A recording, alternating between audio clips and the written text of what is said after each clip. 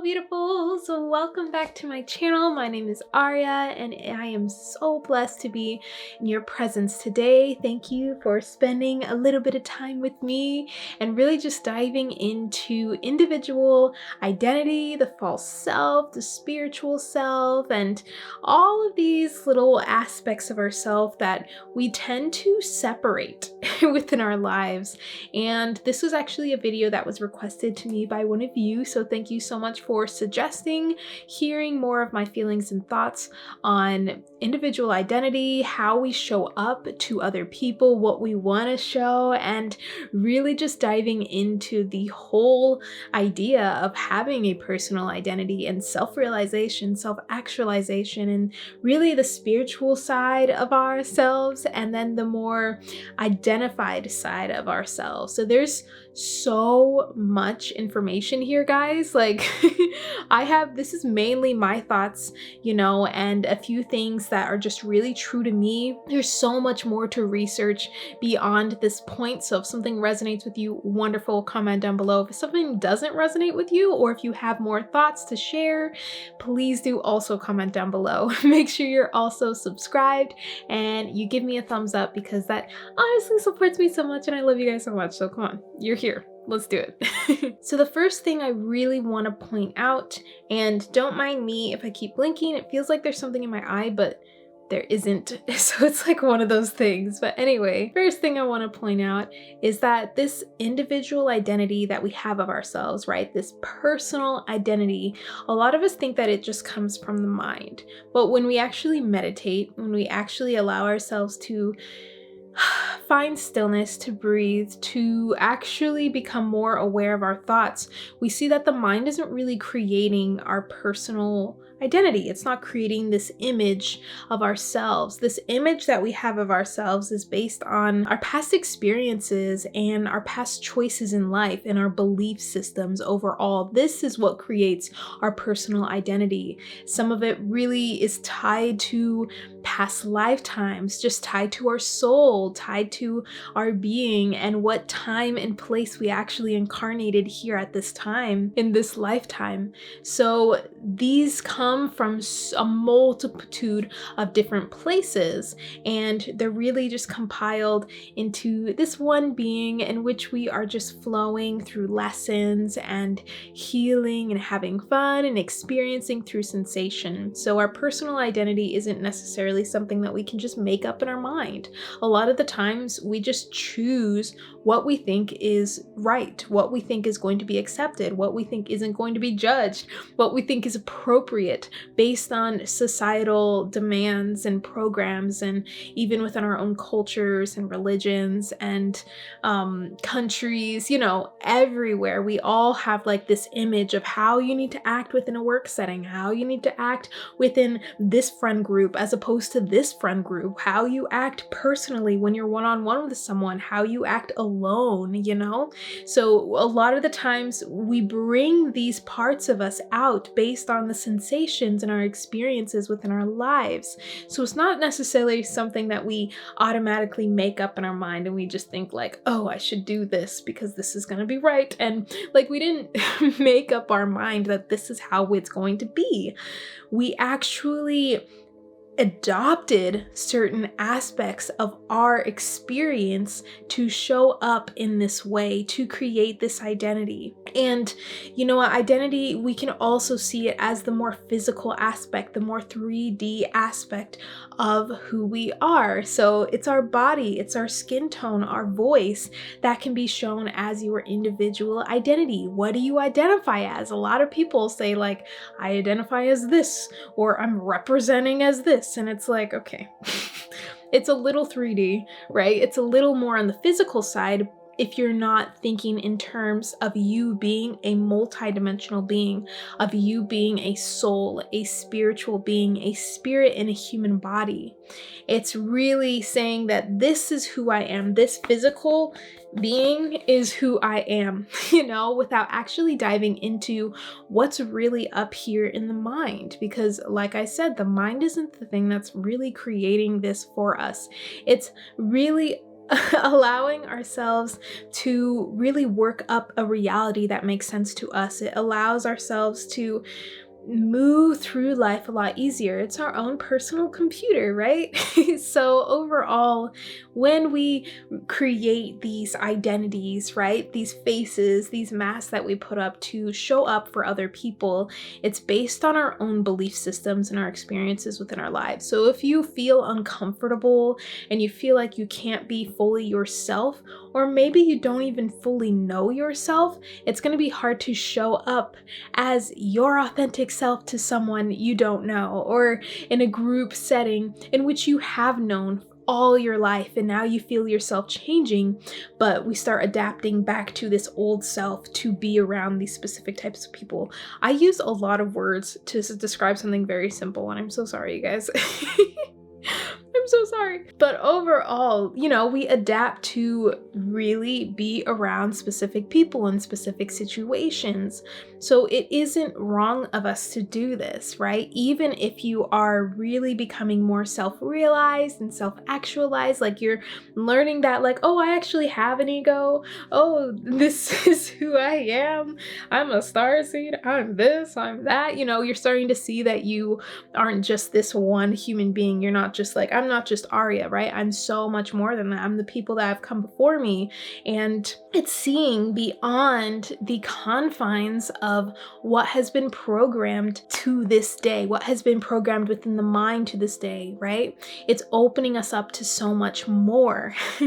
So no, it is not a bad thing to show up differently in different situations. It just depends on how you feel. For me personally, in my work situations, I still show up mainly in the way where I come to events and I'll, still do say the same old thing over and over again. It's work. I've created kind of a script for myself, but it feels true to who I am. And even though the work isn't necessarily aligned with what I want to be doing for the rest of my life, it doesn't mean that it's not purposed, right? We can still bring a part of us in there, and a part of us doesn't have to necessarily be, how we physically carry ourselves all the time, right? It really goes down to our first initial aspect of life, right? It's not necessarily going to be the thoughts, it's not necessarily going to be the physical body, but it's going to start at the vibration of who you are, at your very energy, what people actually feel first when they meet you. So when I go to these events for my work, and when I was really just working on myself and I was having a hard time really meshing, my spiritual self and my human life together, right? And I'll do a video on this really soon, but when we have a hard time really meshing those together, it was a really cool realization to see that, okay, my energy is the first thing that people feel, right? We have our whole aura. This is what people feel. Even if they're not consciously aware, this is what it is. So within the work that I was doing, I was allowing myself to bring up about more love and fun.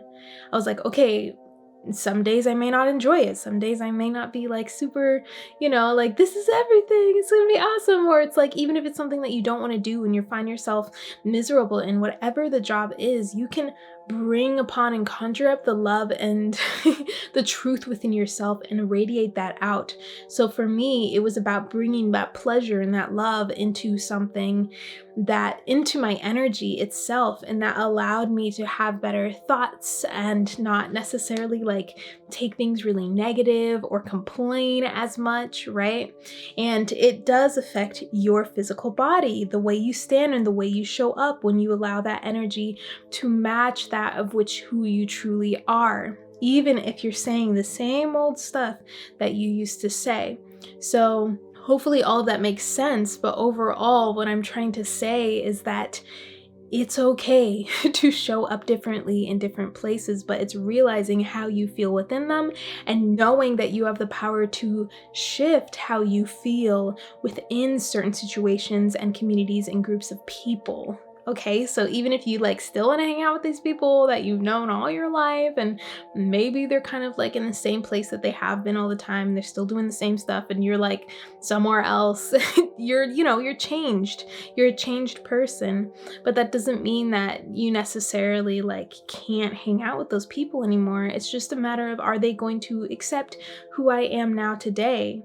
And that's a matter of you just being like, okay, is it important for me to actually feel good within my experience of life?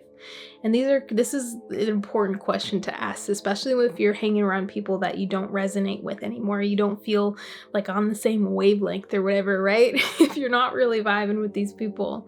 So if you feel like you're constantly having to bring about this old version of yourself over and over again, or show this version of yourself that doesn't feel authentic to you, then ask yourself, is this that important for you to feel uncomfortable, for you to not feel like yourself? At the end of the day, this life is about you. You are the only thing, you are the only one that is left at the end of the day, and you want to be able to feel good about your day in general. You want to be able to feel good about your interactions and how you interact, instead of, making choices and decisions that you don't necessarily agree with, and you're just starting to learn more and more lessons at that point. So opening ourselves up to really ask ourselves if this is important enough, like, am I important enough to feel good in my interactions? Am I important enough to be seen as who I truly am and to be my authentic self? And sometimes this is where that like separation that we create becomes us, right?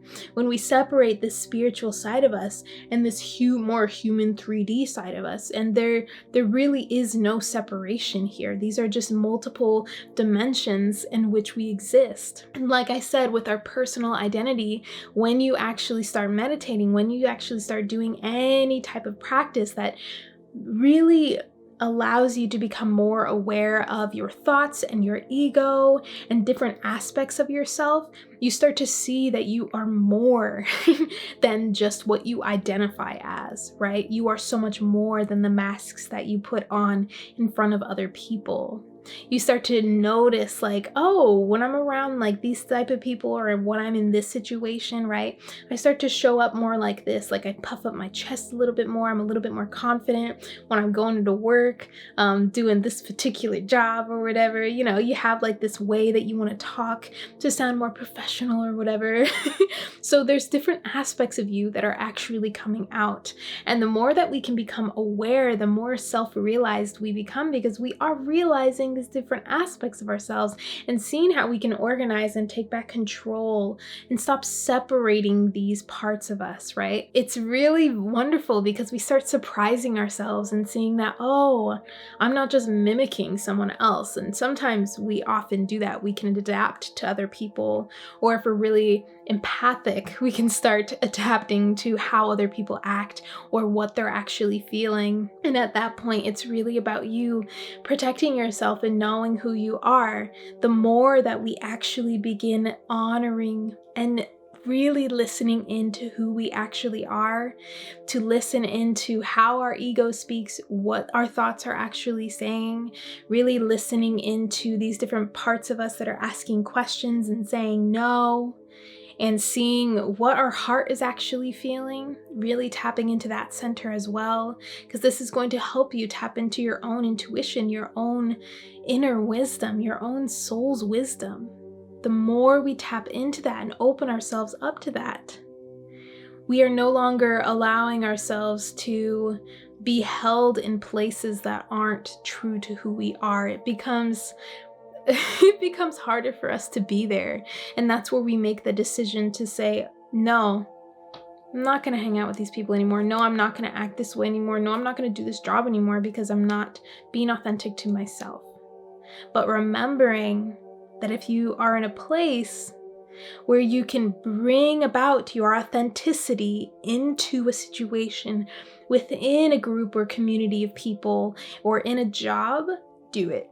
Because you're powerful. What you're doing there is using that heart energy to transmute the energy to transmute whatever negativity was surrounded by the situation, job, community, whatever. You're actually doing a lot of powerful light worker stuff when you're allowing yourself to energetically embody that which you truly are. You just walking on this earth, being exactly who you truly are, is doing so much. So these false identities that we have that say that we have to be a certain way, that we need to adapt in order to survive, a lot of it is really just programs and belief systems that we have within that date back to our childhood, that date back to when we were teenagers, that really could also date back to even past incarnations of your soul and what you've been through, like on a multiple basis here, okay? It could go really deep, or it could just go as deep as a core belief when you were a child, a certain situation, something someone said, an experience that happened that said that this is how you need to be in order to be protected or safe or survived or to be loved. And these are just these false beliefs, these false core beliefs that really begin to shape the way that we interact with other people and the way that we show up. So in order to really become aware, like I've been saying this whole time, is to draw inward instead of going outward and saying, this is how I show up, this is the physical reality, this is of my identity. We're going to start going inward. We're going to stop really externalizing everything and letting the mind externalizing everything and really separating us from our soul self, right?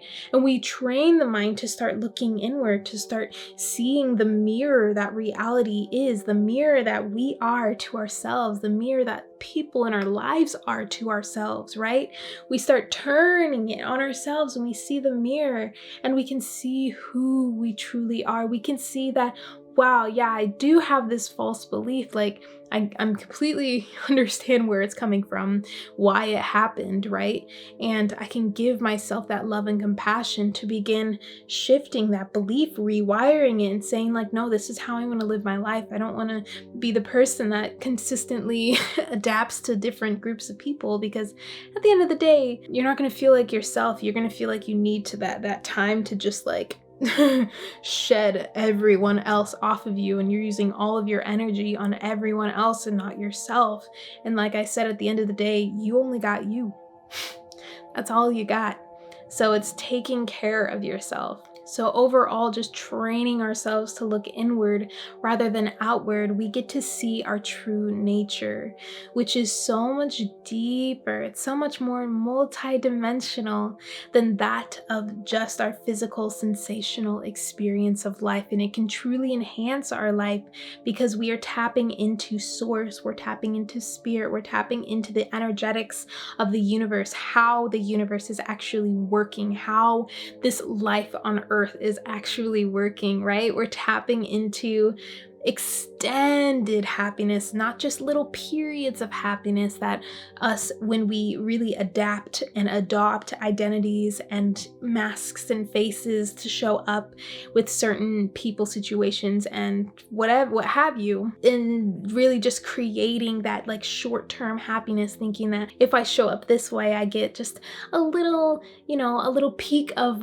peace, a little peak of happiness. But what we're not realizing is that if we just turn around, if we just allow ourselves to just look back inward, we can see that this happiness and this love and this peace is everlasting, and it lives inside of us. So hopefully this kind of shares a bit more about this false self, individual and personal identities of self.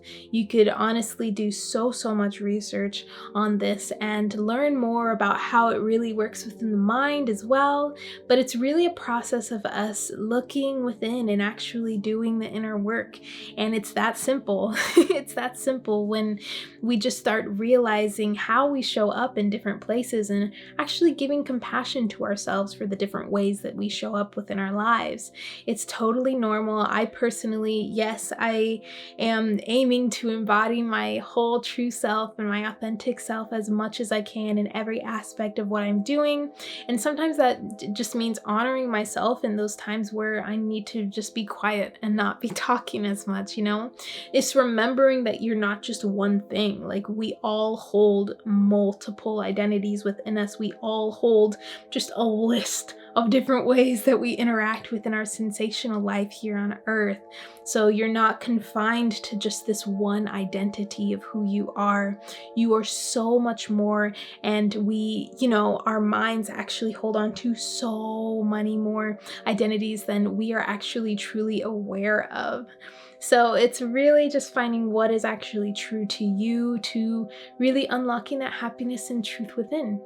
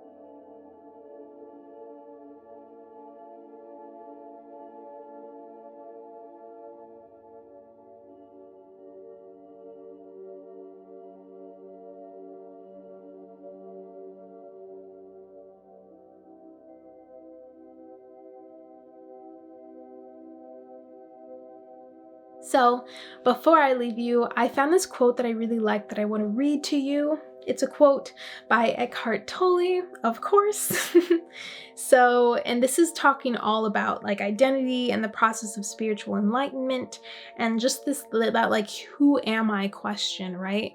The more that we like ask that means that we're starting to turn tables and bring the mirror onto ourselves. So, to know yourself as the being underneath the thinker, the stillness underneath the mental noise, the love and joy underneath the pain is freedom, salvation, and enlightenment.